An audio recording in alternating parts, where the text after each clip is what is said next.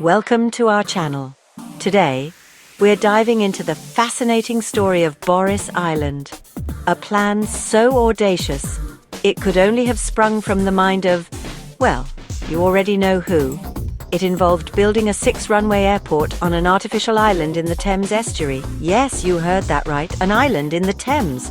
It would have cost tens of billions of pounds, but it never happened. Feasibility studies and environmental impact assessments sank it. Join us as we explore the rise and fall of this grand, if slightly unhinged, project. The proposed location for this modern marvel of aviation?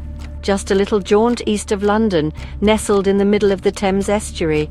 Picture this. You're a migratory bird when suddenly, bam, you're faced with a gleaming monument to man's desire for cheaper flights. The island itself, a testament to human ingenuity, would have been a feat of engineering on par with the pyramids. Imagine a landmass conjured from concrete and steel, rising from the murky depths of the Thames. This was to be a fully functioning airport, complete with 6 runways. So why go through all this trouble? Why spend billions on an airport that looks like something out of a fever dream? Well, according to its proponents, Boris Island was meant to be a panacea for all that ailed British aviation. Heathrow and Gatwick were deemed woefully inadequate for the demands of the 21st century. Boris Island, on the other hand, promised to be a beacon of aeronautical efficiency, a silent guardian of on-time departures. It was also touted as a way to boost the UK's economy, creating jobs and attracting investment like moths to a very bright, very expensive light. You can't just plop a giant concrete island in an estuary and expect the wildlife to be thrilled. Environmental groups were less than enthusiastic about the proposal. The Thames Estuary is a haven for wildlife, a vital stopover for migratory birds, and a terrible place for a concrete island. Now, let's talk about the elephant in the room, the cost. Building a new airport is expensive. Building on an artificial island would make even a Bond villain raise an eyebrow. Estimates for Boris Island's cost exceeded £100 billion. That's more than the GDP of some small countries. After years of debate, studies, and more than a few raised eyebrows, the moment of truth finally arrived.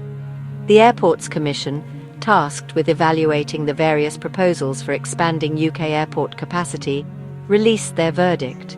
And in a stunning turn of events that surprised absolutely no one, they said, "Boris Island? Yeah, let's not." The Commission's report essentially said that Boris Island was a lovely idea, but perhaps a tad ambitious. And so, with a whimper, rather than a bang, the Boris Island dream came to an end, consigned to the dustbin of history.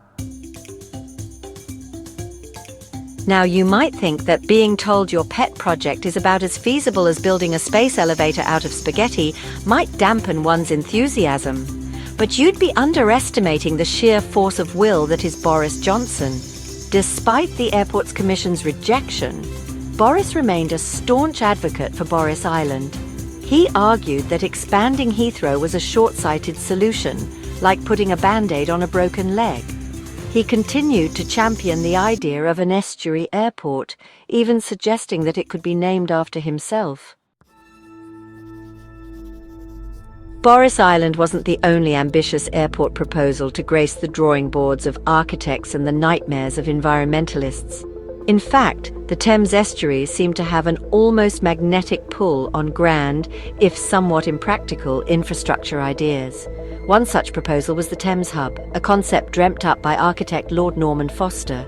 This wasn't just an airport, it was a whole shebang, a combination airport, rail hub and flood barrier, all rolled into one neat if slightly terrifying package. The Thames Hub promised to solve all of London's problems in one fell swoop, a gateway to the world, a transportation utopia. So there you have it, the story of Boris Island, a testament to the boundless ambition and perhaps slightly questionable judgment of humankind. It was a project that captured the imagination, sparked fierce debate, and ultimately went absolutely nowhere.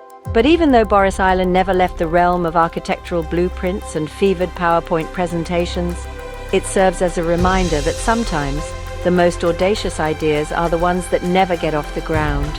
And maybe, just maybe, that's for the best. Thanks for watching. If you found this video interesting, don't forget to like, comment and subscribe for more deep dives into ambitious infrastructure projects.